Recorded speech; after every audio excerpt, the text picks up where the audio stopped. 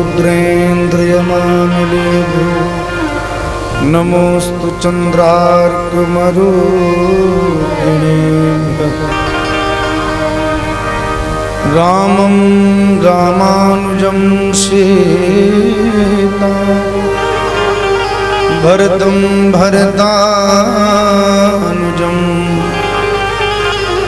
सुग्रीवं वायुष्पूनं च नमामि पुनः पुनः।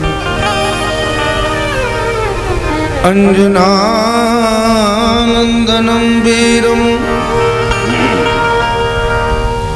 जानकी शोकनाशनं कपीसमक्षहन्तारं वन्दे लङ्काभयङ्करम्।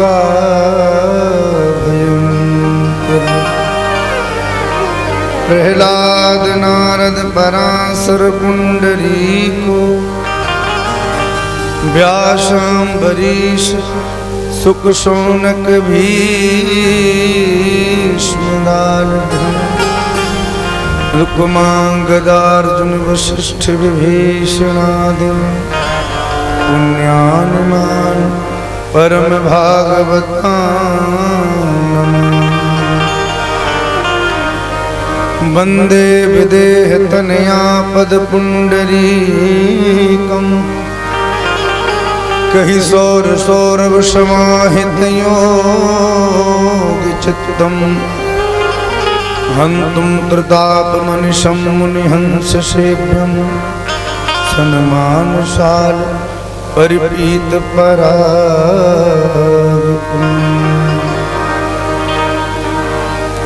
सीतानाथ समारंभां श्रीरामानंदार्य मध्यमाम् अस्मदाचार्य पर्यन्तां वन्दे गुरु परम्पराम्। नारायणं नमस्कृत्य नरं चैव नरोत्तमं देवीं सरस्वतीं व्यासं ततो जयमुदीरये। गंगातरंगरमणीयजटाकलापं गौरी निरंतर विभूषित वामभागं नारायण प्रियमनंगमदापहारं वाराणसीपुरपतिं भज विश्वनाथम्। अतुलितबलधामं हेमशैलावदेहं दनुजवन कृशानं ज्ञानिनामाग्रगण्यं सकलगुणनिधानं वानराणामधीशं रघुपतिप्रियभक्तं वातजातं नमामि। यत्र यत्र रघुनाथ कीर्तनं तत्र तत्र कृतमस्तकाञ्जलिं बाष्पवारि परिपूर्णलोचनं मारुतिं नमत राक्षसान्तकम्। भक्ति भक्ति भगवंत गुरु चतुर्नाम बपू एक, इनके पद बंदन किए नाशत विघ्न। तुलसीदास जी के पद कमल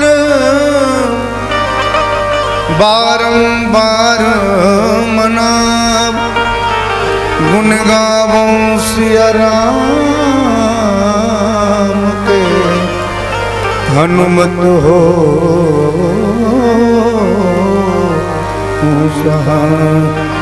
श्री सीताराम जी महाराज की, श्री हनुमान जी महाराज की, श्री रामचरित मानस जी की, जगत गुरु स्वामी श्री रामानंदाचार्य भगवान की, श्री सद्गुरुदेव भगवान की, सर्व संत वैष्णव भगवान की, शंकर भगवान की, सब संतन की, सब भक्तन की, गोस्वामी तुलसीदास जी महाराज की, गौ माता की जय। जय श्री सीताराम, जय जय श्री राधेश्याम। नमः पार्वती पते हर हर महादेव। सभी लोग बड़े ही भाव के साथ अपनी मन और वाणी को भगवान के चरणों से जुड़ें। सभी लोग हमारे साथ बोलने का प्रयास करेंगे। राजा राम राम राम सीता राम राम राम, राजा राम राम राम सीता राम राम राम, राजा राम राम राम सीता राम राम राम, राजा राम राम राम सीता राम राम राम, राजा राम राम राम सीता राम राम राम, राजा राम राम राम सीता राम राम राम, राजा राम राम सीता राम राम, राजा राम राम सीता राम राम राम,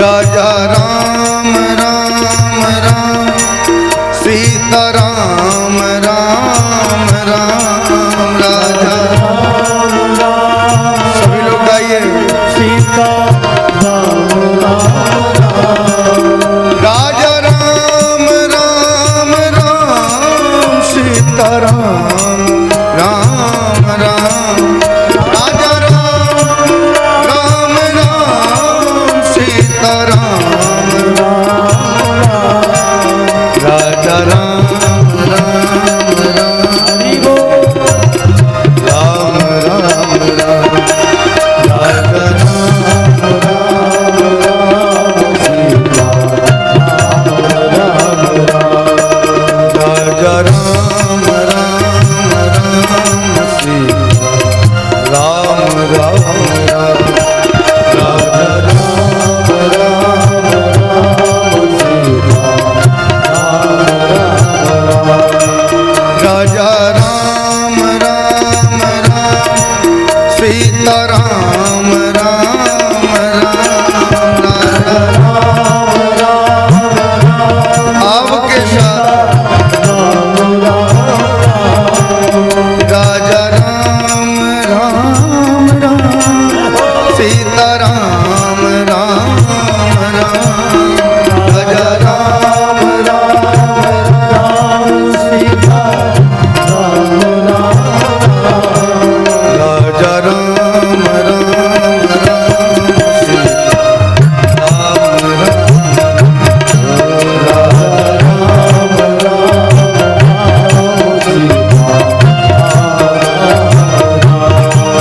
राजा राम राम राम सीता राम राम, राजा राम राम गाइए राजा राम राम राम सीता राम राम राम, राजा राम राम राम सीता राम राम राम, राजा राम राम राम सीता राम राम राम, राजा राम राम राम सीता राम राम राम, राजा राम राम राम सीता राम राम,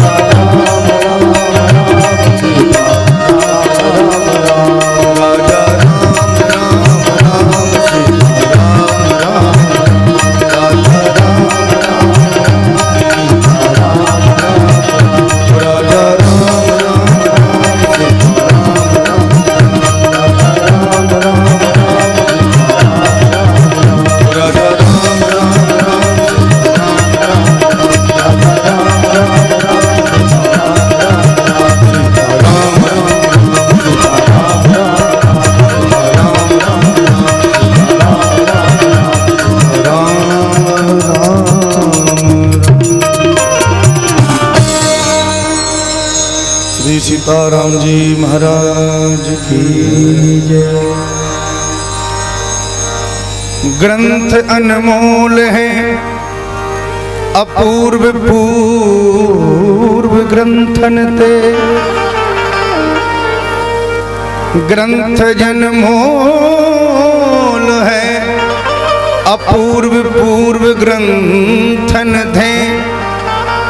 यद्यपि प्रसंग सब मिलत जुलत है, प्रेमी बन नाचे जांचे भक्ति सिय राघव की। दृग खोली बाँचे दृग हिये के खुलत हैं। बनत राजेश चित्त प्रेम को जो रंग चढ़े, मानस पड़ते मेल मानस के धुलत हैं।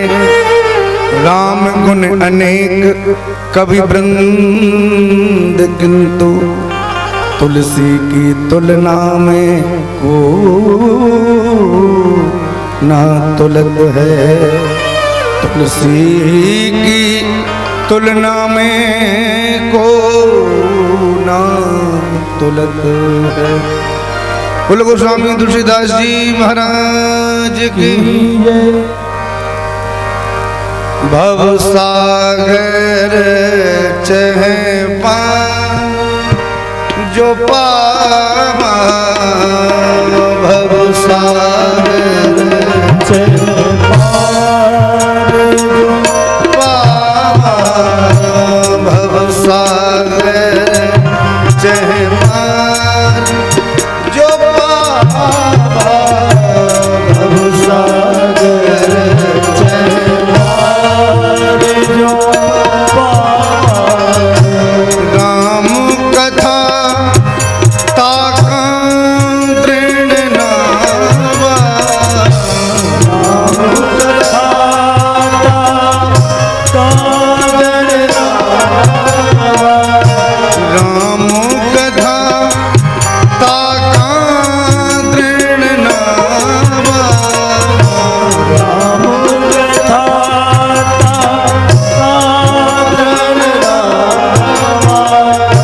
भव सागर चहे पार जो पावा, भव सागर चहे पार जो पावा, चहे पार जो पावा, चहे पार जो पावा।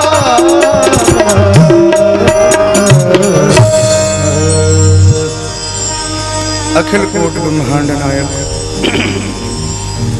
परात्पर परब्रह्म परमात्मा असंख्य कल्याण गुणगण निलय कल्याण कृतान परमानंद कंद चिन्मूर्ति भक्त वांछा कल्पतरु कृपा सिंधु दया सिंधु वात्सल्य सिंधु अकारण करुणा वर्णालय शरणागत वत्सल भगवान श्री सीताराम जी की महती कृपा करुणा से आपके इस पवित्र पावन ग्राम में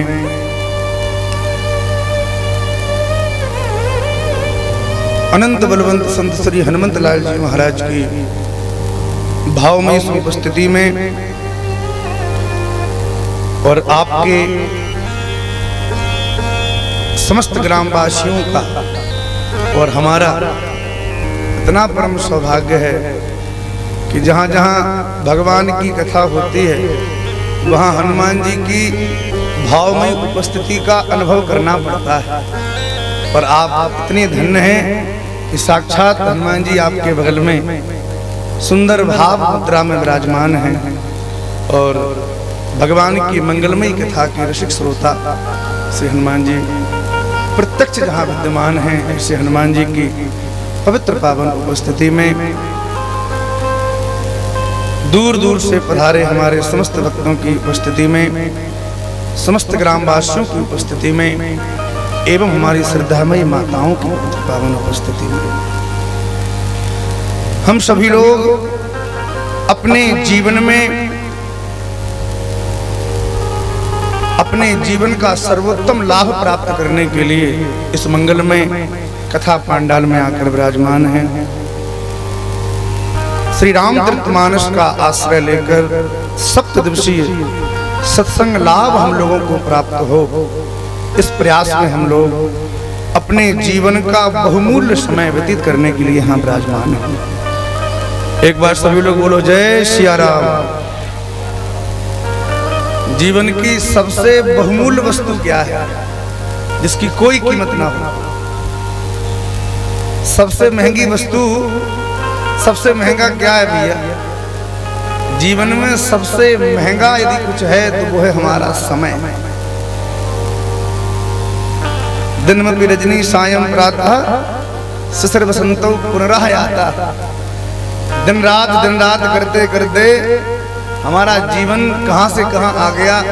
ये समय धीरे धीरे अपने कदम हमारे जीवन में बढ़ाता चला गया और हम लोगों को भान भी नहीं हुआ। कब हमारा बालपन प्रकट हुआ, कब हम युवान हुए और कब हम बुढ़ापे की तरफ आगे बढ़ गए, ये दुनिया में कोई समझ ही नहीं आया। आपके जीवन का किया गया, व्यतीत किया गया जो समय है, उस समय की सदुपयोगिता यदि हमने सीख ली तो समझो आपने जीवन जीना सीख लिया। समय का सदुपयोग जो व्यक्ति करते हैं वो जीवन को बड़े आनंद के साथ व्यतीत करते हैं। और हम आपसे प्रार्थना करें, आज के इस कलिकाल में यदि जीवन में समय का सदुपयोग कोई करना चाहे तो सच्चा समय का सदुपयोग केवल और केवल भगवान के सत्संग कथा में ही है। बाकी का जितना भी आप समय व्यतीत कर रहे हैं वो सत्संग नहीं, वो प्रपंच ही प्रपंच है। यदि 3 घंटे आप यहाँ ना बैठे होते तो बुरा मत मानना, कोई अपने दरवाजे पे बैठ के ताश चल रहे होते, कहीं लूडो चल रहा होता, कहीं आपस में झगड़े चल रहे होते। और आज तो भैया पता नहीं घर घर दरवाजे पे राजनीति चल रही होती। किसी को बीजेपी याद आती, किसी को कांग्रेस, किसी को कुछ। कितना भी कुछ कर लो ये कुछ भी काम आने वाला नहीं है। और हम तो सच कहें कभी कभी हृदय में बड़ी पीड़ा होती है।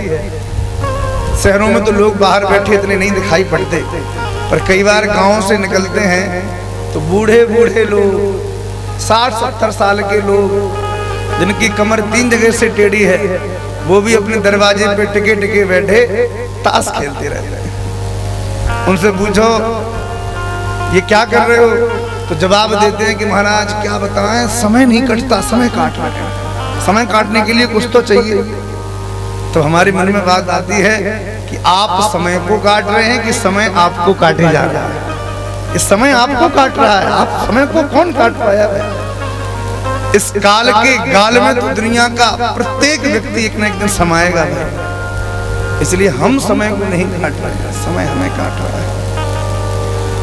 आप लोग बड़े तिसकना वासियों भाग्यशाली हो जो अपने जीवन का सही समय का सदुपयोग करने के लिए इस कथा पांडाल में विराजमान है।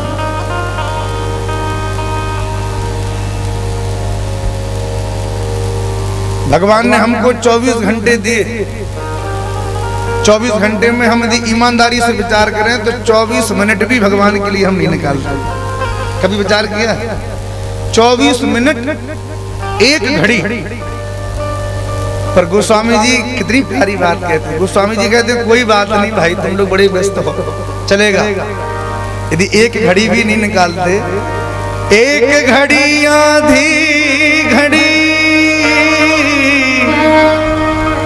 चलो एक घड़ी नहीं है तो आधी घड़ी आ जाओ, 12 दूनी 24, 12 मिनट ही निकाल लो। बोले इतना भी नहीं है। गोस्वामी जी बोले कोई बात नहीं, एक घड़ी आधी घड़ी, आधी में पुण्य, आधे में भी आधा कर दो। तुलसी संगति साधु की हर कोटि अपराध। थोड़ी देर का सत्संग अनेक जन्म जन्मांतरों के पापों को नष्ट कर देता है। ये भगवान के सत्संग की कृपा है।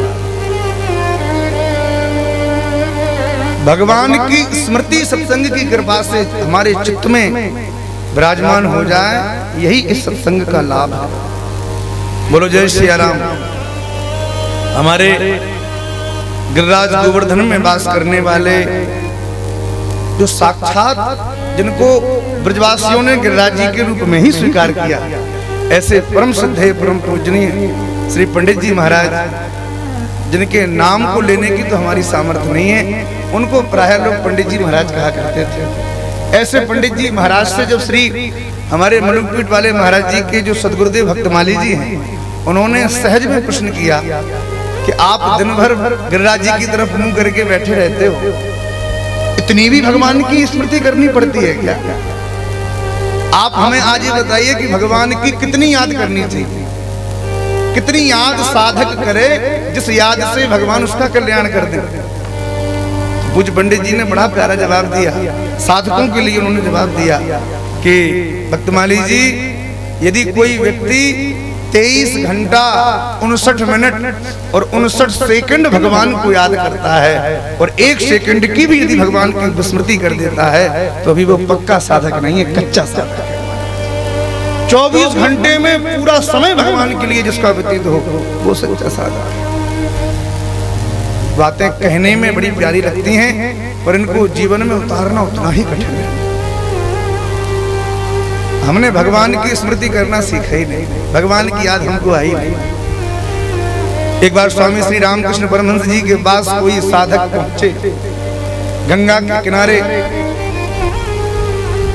कलकत्ता की भूमि पर विराजमान थे, ध्यान में बैठे थे। कोई साधक आया और कहा, स्वामी जी, भगवान को प्राप्त करने के लिए कितनी याद करनी पड़ेगी? स्वामी जी मौन रहे, कोई जवाब नहीं दिया। थोड़ी देर बाद फिर पूछा, अरे स्वामी जी बोलते क्यों नहीं? स्वामी जी मौन रहे। सोचा कि शायद ध्यान में है, कोई बात नहीं, बाद में जवाब देंगे। तब तक गंगा जी स्नान ही कर लें।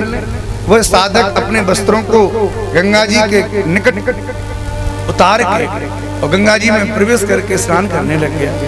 जैसे ही गंगा जी में डुबकी लगाई, स्वामी जी ध्यान तो लगा ही रहे थे, तुरंत उठ के खड़े हुए और उस डुबकी लगाने वाले व्यक्ति के पास जाके स्वामी जी ने बड़ी तेजी से उसके सिर को गंगा जी में दबा दिया।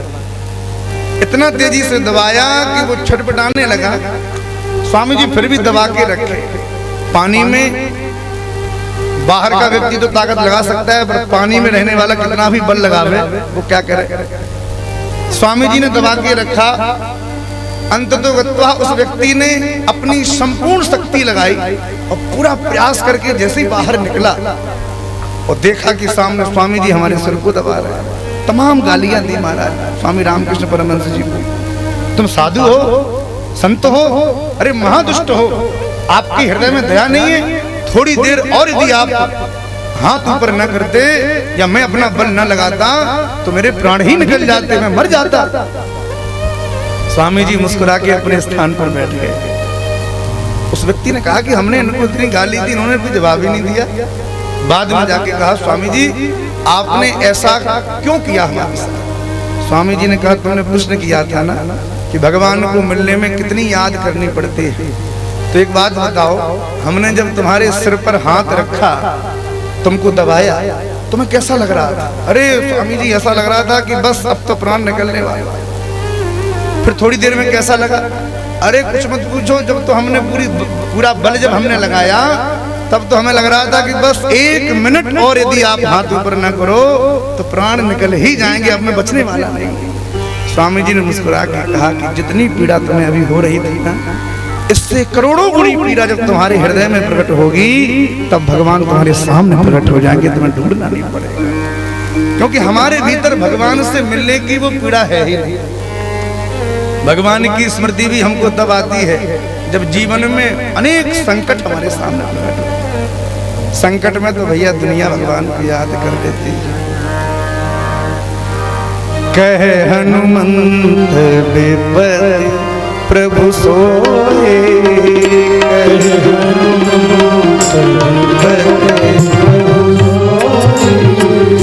कहे हनुमंत विपद प्रभु सोई, कहे हनुमंत विपद प्रभु सोई।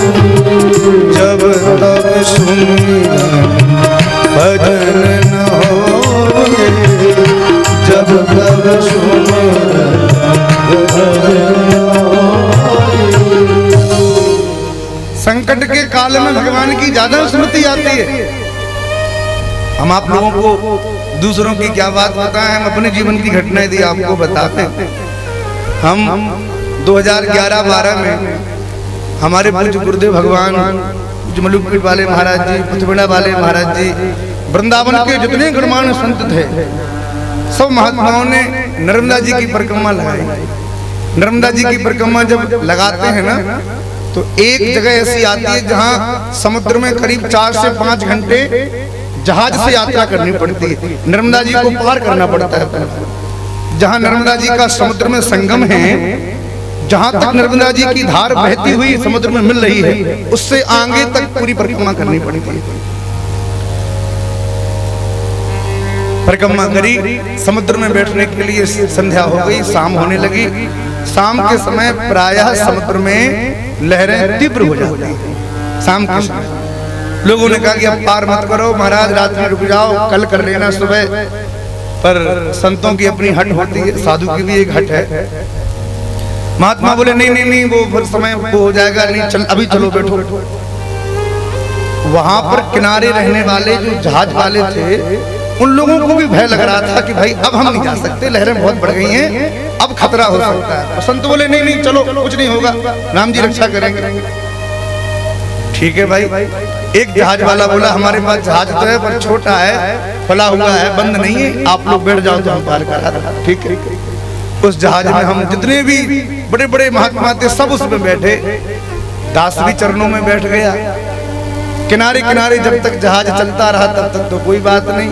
1-2 घंटे के बाद जैसे ही वो जहाज बीच समुद्र में पहुंचा, ना इधर किनारा ना उधर किनारा, कहीं कुछ ना दिखे, ना कोई टापू दिखे, ना आसपास कोई जहाज दिखे।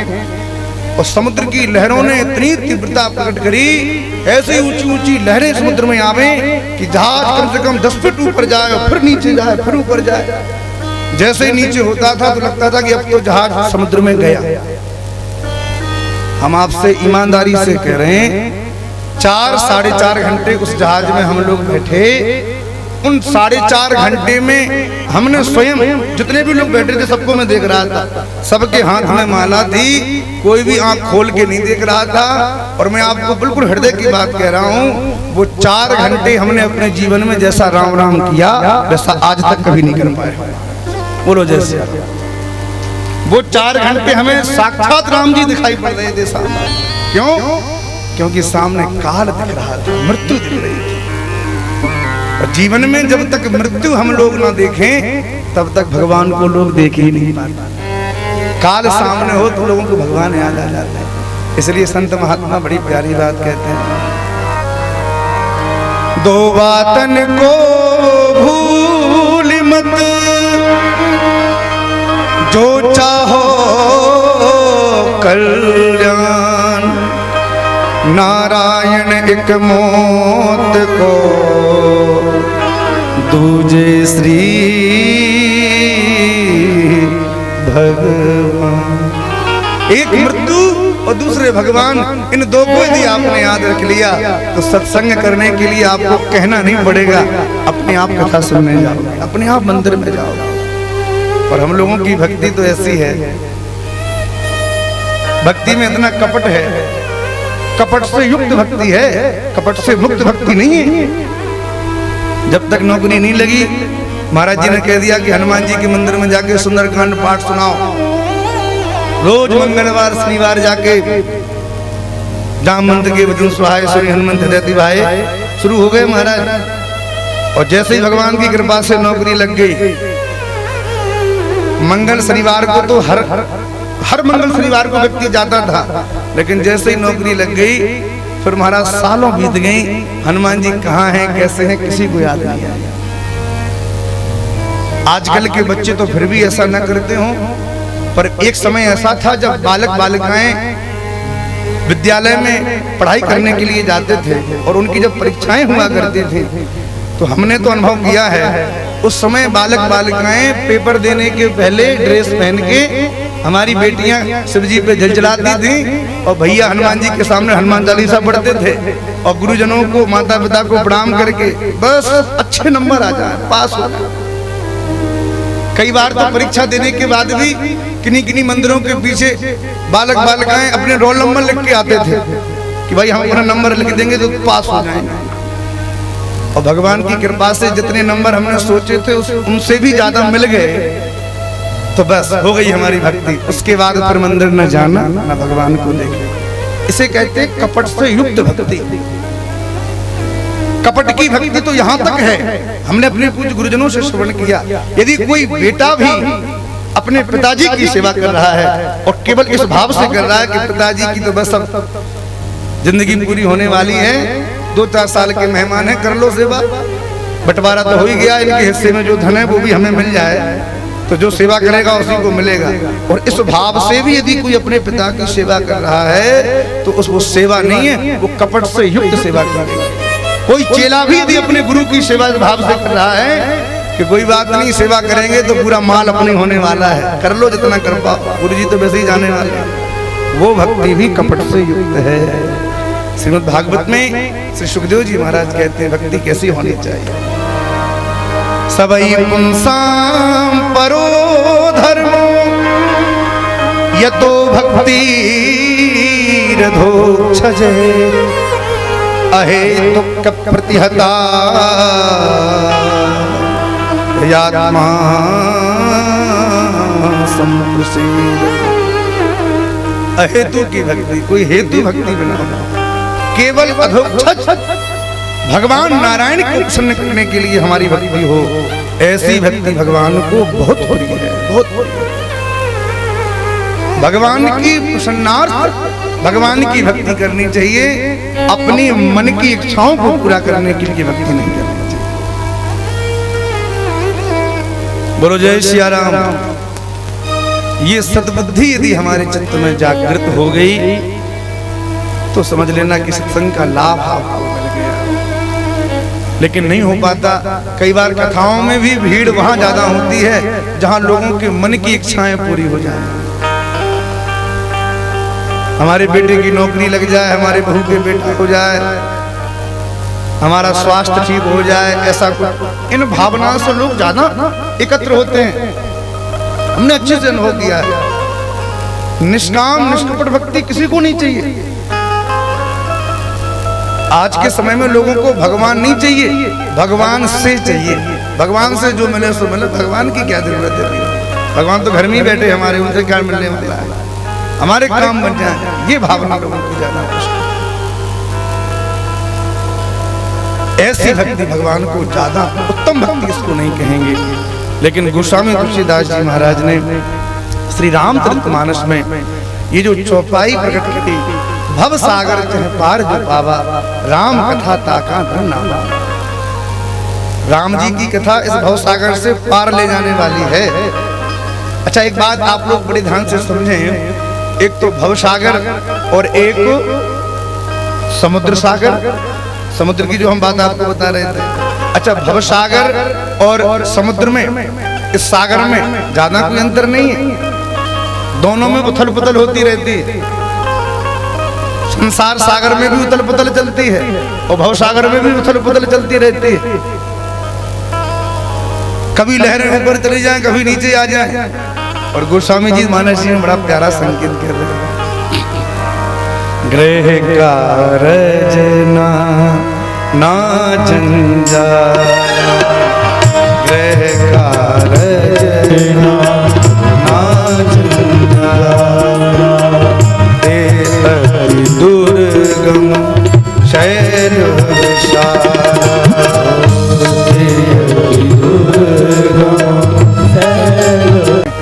एक अवध का वासी उठ के खड़ा हुआ और राम जी से कहने लगा, महाराज ये अन्याय हो रहा है, आपकी जैसी सेवा हनुमान जी ने करी ऐसी सेवा किसी ने नहीं करी, और हनुमान जी का नाम इस डायरी में सबसे अंत में लिख दिया क्या?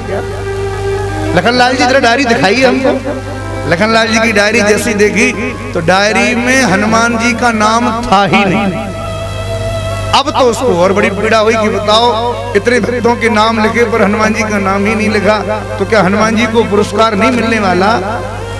राम जी मुस्कुरा के बोले भाई तुम्हारा कहना बिल्कुल उचित है, पर हनुमान जी को पुरस्कार नहीं मिला, इस बात को तुम हमसे क्या पूछते हो? हनुमान जी से पूछो जाके, वो बताएंगे पुरस्कार मिला कि नहीं मिला।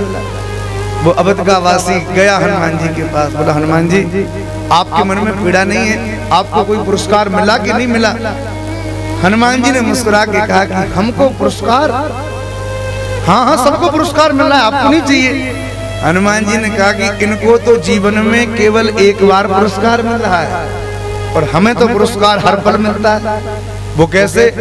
हनुमान जी ने उस अयोध्या के वासी को अपने बगल में बैठाया, कहा देखो, और राम जी जहाँ बैठे थे, हनुमान जी जैसे ही राम जी की तरफ देखे और राम जी तुरंत हनुमान जी को देख के मंद मंद मुस्कान में मुस्कुराने लगे।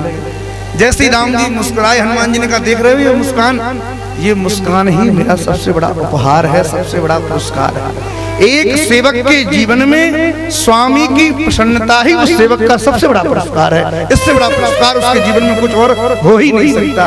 यदि कोई स्वामी अपने सेवक को देख के चिंता में भर जाए, दुखी हो जाए, तो भैया ऐसा सेवक प्राण भी दे देना तब भी स्वामी के मन में प्रसन्नता प्रकट नहीं हो सकती। और कोई स्वामी अपने सेवक को देख के मुस्कुरा जाए, हंस जाए, तो बातें प्रेम की कर ले, समझो वो सेवक को सबसे बड़ा पुरस्कार मिल गया। तो हनुमान जी महाराज तो ऐसे भगवान के अत्यंत प्रिय हैं, जिनकी कथा 7 दिन यदि हनुमान जी के चरित्र को ही गाया जाए तो महाराज समय कम पड़ जाए। हनुमान जी का वो अद्भुत चरित्र है, हनुमान जी की जैसी निपुणता, सब कुछ हनुमान जी में विद्यमान है। गोस्वामी जी ने बड़े बड़े वीरों के बल का बखान किया है, बड़े बड़े कवियों ने बल का बखान किया है, पर हनुमान जी के बल की जब बात आई तो सोचा कहां तक बखान करें, एक शब्द में नाम दे दो, अतुलित बल धामम हेम शैलावदेहम धनुज बन कृशानम ज्ञानी नाम। अतुलित बल धाम है हनुमान जी महाराज। ऐसे हनुमान जी के चरणों में हम सब बारंबार प्रणाम करते हैं। गोस्वामी तुलसीदास जी महाराज ने हनुमान जी की महिमा, नाम की महिमा, और बार बार ठाकुर जी के नाम की महिमा कर रहे हैं।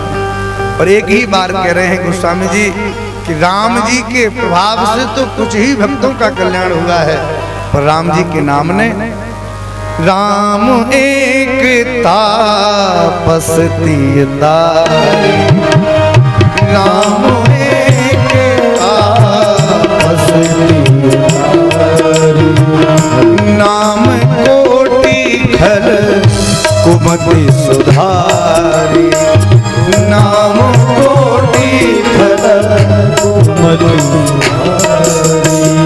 भगवान के नाम ने करोड़ों करोड़ों लोगों का, करोड़ों करोड़ों भक्तों का कल्याण कर दिया, कुमति को भी सुमति बना दिया भगवान के नाम ने। ऐसी अद्भुत भगवान के नाम की महिमा है। इस नाम को गोस्वामी जी कहते हैं कैसे भी जपो, भाव कुभाव अनख आलस हूँ, नाम जपत मंगल दिशि दस हूँ। किसी भी हाल में कैसे भी रहो, नाम जपते रहो। नाम जब जपते रहोगे ना तो नाम अपना असर दिखाएगा। और नाम किसकी तरह जपना है? भरोसे से नाम जपना है। ध्रुव, प्रहलाद, माँ सबरी, इनके जैसा नाम हमारे जीवन में जप जाए, इनके जैसा विश्वास प्रकट हो गए पर नाम जपा जाए। आप लोग सब बड़े सत्संगी हैं, कथा सुनते रहते हैं। सबरी जी के चरित्र में क्या है? माता सबरी जी जब बालपन में महर्षि मतंग के स्थान में उन्होंने प्रवेश किया तो माता सबरी जी की उस भक्ति को दुनिया के लोग नहीं देख पाए। किसी भक्त की भक्ति को दुनिया के लोग कभी देख ही नहीं पाते। उस भक्त की भक्ति, उस हृदय को तो कोई भक्त ही जान सकता है। उस जंगल में रहने वाले ऐसे ऐसे भी महात्मा थे जो केवल जल का पान करते थे, बहुत से ऐसे थे केवल फलाहार करते थे, बहुत से ऐसे थे जो केवल वायु का पान करते थे, कई तो ऐसे थे जो जीवन भर मौनी बाबा बने रहे। पर उन महात्माओं के मन में भी सबरी जी को मतंग जी के आश्रम में जाते हुए देखकर ये भाव मन में आ गया कि महाराज इस महात्मा की बुद्धि गड़बड़ा गई जो स्त्री को अपने आश्रम में प्रवेश करा दिया। और उन महात्माओं ने ये भक्तापराध किया। देखिए हमारे जीवन में बहुत से अपराध ऐसे बन जाते हैं जिनको हम कभी अपनी बुद्धि में उनको सोच ही नहीं पाते कि अपराधी है कि नहीं है। क्योंकि ये जो बुद्धि है ना, ये दूसरों पे कुतर्क करता है, अपने पे कभी तर्क कुतर्क कभी नहीं करता। अपने में तो 100 में 100 गुण ही दिखाई देते हैं। कभी यदि अपने अवगुण हमको दिखने लग जाए तो समझना भगवान की कृपा हो रही है। एक बार एक व्यक्ति अपने बेटे का विद्यालय में नाम लिखाने के लिए ले गया। अध्यापक थे तो उनसे कहा कि भाई मेरा एक ही बेटा है, बड़ा योग्य है, पढ़ने में अव्वल है, इसके भीतर बहुत गुण हैं, पर कोई बात नहीं, हम चाहते हैं कि डिग्री मिल जाए तो आप भी इसको पढ़ा दो, कुछ डिग्री मिल जाएंगे। अध्यापक ने सोचा कि वाह भाई वाह, पहली बार बच्चे को लेके आए और उसके गुणानुवाद अपने ही मुंह से गाए जा रहे, कोई बात नहीं, छोड़ दो। 2-3 महीने तक उस बालक ने पढ़ाई करी। पढ़ाई के बाद जब पिताजी आए तो पिताजी ने कहा कि अध्यापक जी कैसा है मेरे बेटे की बुद्धि कैसी है, आपने कुछ अनुभव किया? बुद्धि तो बहुत तेज है हमारे बेटे की, आपने कुछ अनुभव किया? आचार्य जी बोले हाँ हाँ हमने बड़ा अनुभव किया। आपके बेटे में 100 में से 98 गुण हैं, केवल 2 अवगुण हैं बस। पिताजी के मन पर चिंता की रेख प्रकट हुई और उस चिंता को व्यक्त करते हुए पिताजी ने कहा कि आचार्य जी आखिर ये 2 अवगुण कौन से हैं? हमें तो बड़ा आश्चर्य है, हमारे बेटे में तो 100 में 100 ही गुण होने चाहिए, ये 2 अवगुण कौन से हैं? आचार्य जी ने कहा कि देखो आपके बेटे में 98 गुण हैं, बस 2 अवगुण हैं। कौन से? बोले एक तो ये अपनी जानता नहीं और न किसी की मानता है, बस 2, बाकी तो सब गुण ही गुण। तो हम लोगों की बुद्धि कभी अपने अवगुणों को गिन ही नहीं पाती। पंपा सरोवर के किनारे रहने वाले उन महात्माओं ने माता सबरी के प्रति जब इस भाव को प्रकट किया तो आप विचार करिए कि सबरी ने जब दिन रात भगवान की प्रतीक्षा करी और राम राम कह के अपना समय व्यतीत किया। इनके नाम को सबरी क्यों कहा गया? एक तो सबर जाति में इनका जन्म हुआ और दूसरा भाव एक बड़ा प्यारा भाव प्रकट हुआ कि दुनिया में जब कोई व्यक्ति धैर्य खो देता है तो लोग कहते हैं भाई थोड़ा सब्र तो किया करो, तुम तो बहुत तावले हो जाते हो, थोड़ा सब्र किया। सबरी जी ने अपने जीवन में इतनी सब्र करी कि कोई दुनिया में नहीं कर सकता। पूरा दिन भगवान श्री राम की प्रतीक्षा करती थी और शाम तक देखती थी कि अब राम जी आ रहे हैं, अब राम जी आ रहे हैं, अब राम जी आ रहे हैं, पुकारती रहती थी। आ जाओ प्रभु आ जाओ, आ जाओ प्रभु आ जाओ, सबरी निहार है तेरी बाट, रमैया प्यारे आ जाओ, सबरी निहार है तेरी बाट, रमैया प्यारे आ जाओ प्यारे आ जाओ, आ जाओ प्यारे आ जाओ प्यारे आ जाओ प्यारे आ जाओ, सबरी निहारे तेरी बाट, रमैया प्यारे आ जाओ,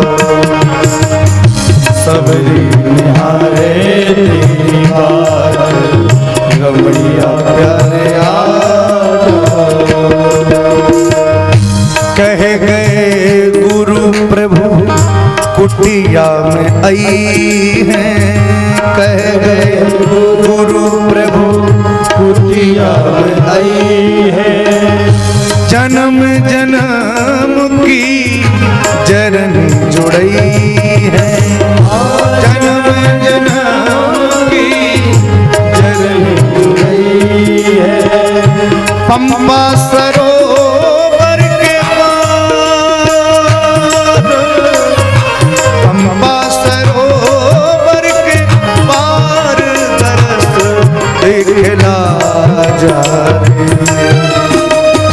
सबरी निहारे तेरी बात, रमैया प्यारे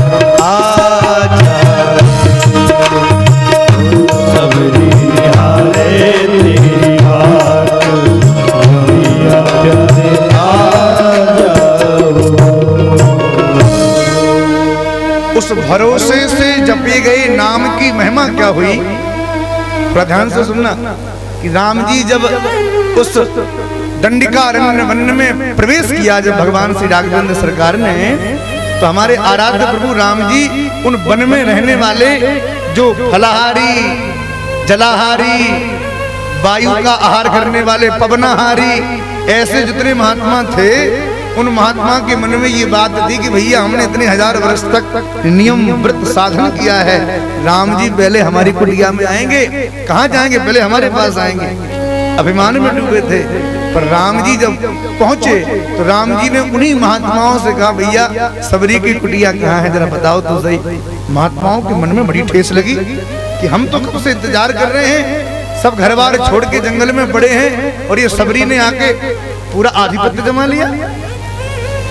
महात्माओं के मन में ये भाव आ गया। लेकिन हमारे प्रभु राम नाम तो भगवान को प्रिय है, पर ठाकुर जी उस व्यक्ति को अत्यंत प्रिय हो जाते हैं जो भगवान के नाम को भरोसे से जपता है।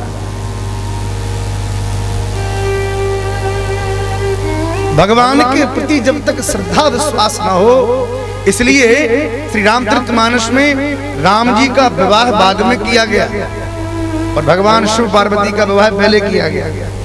अच्छा, शिव पार्वती कौन है? बोले शिव जी विश्वास है, पार्वती जी श्रद्धा है। जीवन में कभी भी इस अध्यात्म के मार्ग में आगे बढ़ने का अवसर भगवान ने, तो पहले अपनी श्रद्धा विश्वास का विवाह कराओ, इन दोनों को पुष्ट करो। और जब श्रद्धा विश्वास हो जाएंगे तो राम जी भगवान है, माता जानकी भक्ति है, भक्ति भगवान का विवाह बाद में है और श्रद्धा विश्वास का विवाह पहले है। तो पहले अपनी श्रद्धा विश्वास को पुष्ट करो, फिर भगवान और भक्ति तो आपके पास अपने आप।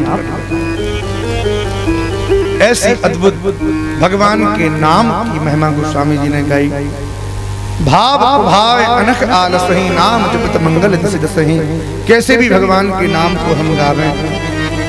हमारे गोस्वामी तुलसीदास जी महाराज ने सबकी वंदना करी और वंदना करने के बाद मन में विचार करने लगे कि अब मैं कौन सी कथा कहूं।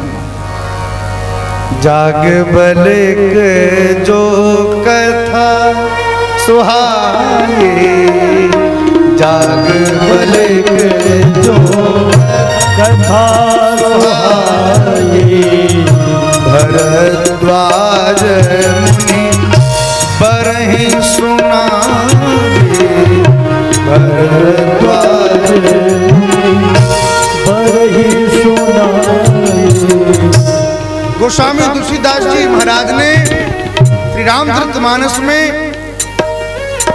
कितने वक्ता हैं और कितने श्रोता हैं। श्री रामचरितमानस के 4 वक्ता हैं महाराज। सबसे प्रथम भगवान श्री राम जी की कथा को गोस्वामी जी काशी के 80 घाट पर बैठ के गा रहे हैं। माता गंगा श्रोता के रूप में अनेक संत जनों की सन्निधि में भगवान श्री राम जी के लीला चरित्रों का गायन गोस्वामी तुलसीदास जी महाराज करते।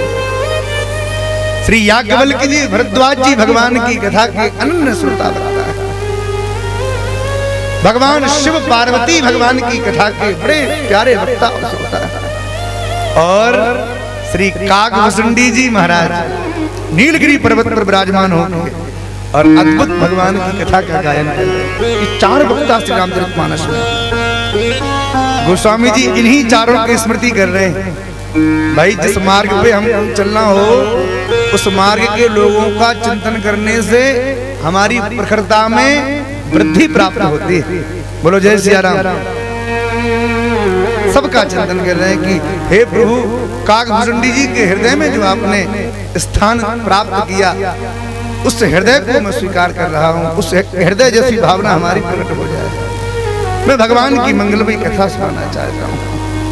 देखिए, रामचरितमानस जो है ना, वो ऐसा अनुपम ग्रंथ है कि इसकी कितनी भी प्रशंसा करो, कितनी भी गुणगान गा लो, वो कम ही सिद्ध होंगे। अनेक जितने ग्रंथ हैं, भागवत, गीता, महाभारत, जितने संस्कृत के ग्रंथ हैं, ये सबके लिए सुलभ नहीं हो पाए। सबके लिए सुलभ नहीं है ये ग्रंथ। यदि गीता, भागवत, महाभारत आपके हाथ में दे दिया जाए तो संस्कृत के श्लोकों को आप शायद न पढ़ पाओ, ये बड़े बड़े विद्वान के लिए सरल हो सकते हैं, पर आम जनमानस के लिए ये ग्रंथ सरल नहीं हो सकते। पर रामचरितमानस कैसा है? बोले इसकी सबसे बड़ी विशेषता एक है, थोड़ा ध्यान से सुनना। रामचरितमानस आम जनमानस के लिए इतना सहज सरल है कि गांव में रहने वाला, खेती किसानी करने वाला व्यक्ति भी कुछ जाने चाहे ना जाने, पर एक दो चौपाई तो महाराज, एक दो नहीं अनेक चौपाइयां गांव के व्यक्ति अपने व्यवहारिक जीवन में प्रयोग करते हैं। कई बार लोग किसी की बात ना माने, कोई काम ऐसा कर दें, अरे बोले हम जानते हैं स्वार्थ ला के करें, सब प्रीति, सब स्वार्थ की प्रीति है तुम्हारी, हम जानते हैं। कांवर साहब शीश उठाने, कई बार ऐसी ऐसी चौपाइयों का हम लोग प्रयोग करते हैं। और एक चौपाई तो भैया बच्चे बच्चे को याद है रामचरितमानस में, मंगल भवन मंगल हारी, मंगल मंगल हारी, त्रिभुवन दशरथ अजर बिहारी, अजर बिहारी। गोस्वामी जी ने मानस जी को इतना सरल कर दिया कि गांव का बच्चा बच्चा भी मानस जी की चौपाइयों को गा लेता है। अच्छा देखो इसकी विशेषता क्या है कि गांव के सहज सरल व्यक्तियों को ये ग्रंथ अत्यंत सरल है, और बड़े बड़े विद्वानों को बड़ा कठिन है। बड़े बड़े विद्वान एक एक चौपाई पे को झगड़ा करना शुरू कर दे। गोस्वामी जी की एक चौपाई है, वो कौन सी चौपाई थी जिस पे बड़ा झगड़ा, मीडिया में भी बहुत बात, ढोल गंवार शूद्र पशु नारी सकल ताड़ना के अधिकारी। अरे भाई इस संसार में हम लोगों ने ही अपने ग्रंथों के प्रति प्रश्नवाचक चिन्ह उठाने प्रारंभ किए हैं, अन्यथा संसार में जितने भी लोग अपने अपने धर्म को माने बैठे हैं, वो किसी को माने चाहे ना माने, पर अपने धर्म ग्रंथों के प्रति लोग उंगली नहीं उठाते। पर हमारे देश में भगवान ने पता नहीं क्या लीला करी, हम जितने भी लोग हैं ना आपस में ही अपने अपने ग्रंथ में उन्होंने वो गलत लिख दिया, ऐसा गलत हो गया, ये ऐसा नहीं ऐसा था, समझ में नहीं आता हमारा। गोस्वामी जी के हृदय को कोई पा सकता है क्या? उन्होंने किस भावना से, किस संदर्भ में, किस प्रकरण में, किस परिप्रेक्ष्य में, किस भाव को कैसे प्रकट किया, ये कोई समझ पाया है क्या आज तक? हम लोगों ने केवल बात कर ली। एक जगह एक सज्जन किसी किताब को लेके आए, बोले देखो हमने पढ़ा है, क्या पढ़ा है? बोले वेद पढ़ना पाप है। कहाँ लिखा? बोले देखो ये लिखा। जैसे ही लिखा तो लिखा वेद पढ़ना पाप है। पूरे गांव में दिखाते फिरे कि देखो भैया वेद पढ़ना पाप है, वेद पढ़ना पाप है, वेद पढ़ना पाप है। गांव के लोगों ने कहा भाई देखो लिखा तो ग्रंथ में ये दिखा रहा है भाई। किसी समझदार व्यक्ति के पास पहुंचे, बोले क्या दिखा रहे हो? बोले देखो ये लिखा है वेद पढ़ना पाप है। अरे आगे तो पढ़ो क्या लिखा है। जैसे ही पन्ना पलटा तो आगे लिखा था वेद पढ़ना पाप है, अशौच की अवस्था, शौच की अवस्था। आप अपवित्रता में यदि वेद ग्रंथों को पढ़ेंगे तो वास्तव में पाप है, नहीं पढ़ना चाहिए। लेकिन हम लोगों ने आगे की बात तो पढ़ी नहीं, अपने मन की पंक्ति निकाली और विरोध करना प्रारंभ कर दिया। इस देश में जितना लोगों को बोलना आया, इतना किसी देश के लोगों को बोलना नहीं आया। एक बार एक विदेशी कुत्ता भारत आया। विदेशी कुत्ते की फ्लाइट भारत के एयरपोर्ट पे जैसे ही उतरी, भारत के कुत्ते माला लेके पहुंच गए। जय हो, स्वागत है आपका, भले पधारे जू। माला पहनाई, विदेशी कुत्ता गदगद हो गया। भारत के कुत्ते यहाँ लेके आए, खूब माल पानी छनाया, खूब आनंद में रहने लग गया।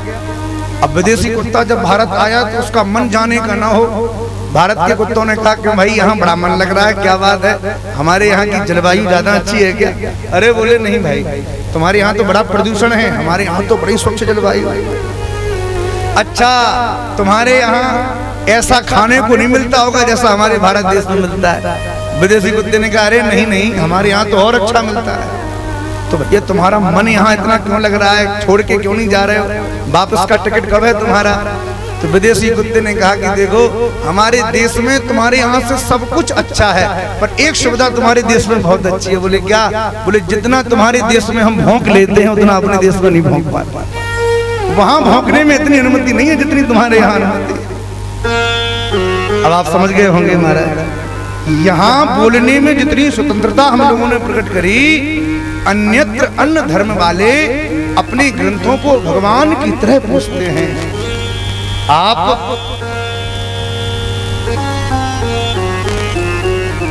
श्री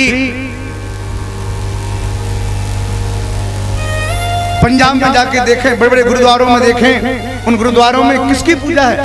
ग्रंथ की पूजा है, राम नाम की पूजा है। ग्रंथ को यथार्थ रूप में स्वीकार करते हैं, साक्षात भगवान के रूप में देखते हैं। पर हम लोगों के मन में ग्रंथ तो छोड़ो, यदि भगवान भी कोई बात कहें तो भी लोग उस बात को काटने के लिए तैयार हो जाएंगे। ये हम लोगों की वृत्ति है। लेकिन गोस्वामी जी ने कितनी सहजता करी, इतने विशाल 18 पुराणों को सोचा कि लोग कहाँ तक पढ़ेंगे भैया, इनको तो पढ़ने वाले हैं नहीं, तो भाई ऐसा कुछ उपाय करें कि आम जनमानस में इसको सब पढ़ सके, आनंद ले सके। देखिए रामचरितमानस की जो विशेषता, संस्कृत भाषा नारियल तोड़न में कठिनाई। संस्कृत जो है ना वो नारियल की तरह है। यदि आपने उस श्लोक का अर्थ कर दिया, तोड़ दिया श्लोक को, संधि विच्छेद करके उसको व्याकरण के अनुसार आपने उसके अर्थ को अर्थानुसंधान कर लिया, तो वो अर्थ आपको प्रसन्नता प्राप्त करा देगा, समझ जाओगे आप। लेकिन सबके बस की बात नहीं है उसकी अर्थानुसंधान कर पावे। तो संस्कृत भाषा जो है वो नारियल की तरह, फोड़ोगे तब सुख मिलेगा। पर गोस्वामी जी ने क्या किया? संस्कृत भाषा नारियल तोड़न में कठिनाई, गरीब फोर तुलसी धरी, जो चाहे सो खाए। गोस्वामी जी ने हमको नारियल नहीं दिया, रामचरितमानस के रूप में नारियल की गरी निकाल के दे दी सीधी, कि लो खाओ, सीधा स्वाद लो, तुमको तोड़ने फोड़ने की आवश्यकता नहीं है। वो रामचरितमानस है, अद्भुत रामचरितमानस की महिमा महाराज। और ये ऐसी राम कथा है जिसको सुन के हम और आप तो छोड़ो, अरे जिसे श्रवण कर मिट जाती है, जिसे श्रवण कर मिट जाती है 100 जन्म जन्म की व्यथा। जय जय राम कथा।